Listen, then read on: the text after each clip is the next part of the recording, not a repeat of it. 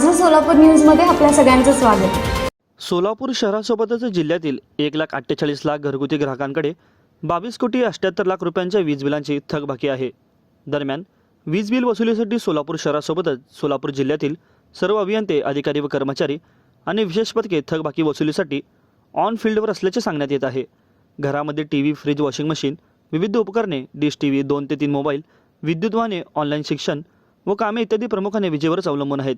मात्र इतर खर्चाच्या तुलनेत ग्राहकांकडून केवळ वीज बिल नियमित भरण्यास फारसे प्राधान्य दिले जात नसल्याचे आढळून येत आहे। त्यामुळे थकबाकी देखील वाढत असून वीज बिलांच्या वसुलीवरच महावितरणाचा संपूर्ण आर्थिक डोलारा अवलंबून आहे। वीज बिलाची थकीत रक्कम प्रत्येक ग्राहकांकडे कमी अधिक असली तरी सध्या घरगुती व वाणिज्यिक व औद्योगिक ग्राहकांकडे थकबाकी आहे। त्यामुळे गेल्या महिन्याभरापासून प्रादेशिक संचालन अंकुश नाळे हे पश्चिम महाराष्ट्र दौऱ्यावर असून थेट शाखा कार्यालयांपैकी वीज बिल वसुलीचा आढावा घेत आहेत। सोबतच महावितरणचे सर्व अभियंते, अधिकारी व कर्मचारी आणि विशेष पथके थकबाकी वसुलीसाठी ऑन फील्ड आहेत। ना नफा ना तोटा, रेव्हेन्यू न्यूट्रल तत्वाने वीज सेवा देणाऱ्या महावितरण सध्या ग्राहकांकडे थकबाकी आर्थिक संकटात असल्यामुळे वीज बिलांच्या थकबाकी वसुली वेग देण्यात आले आहे।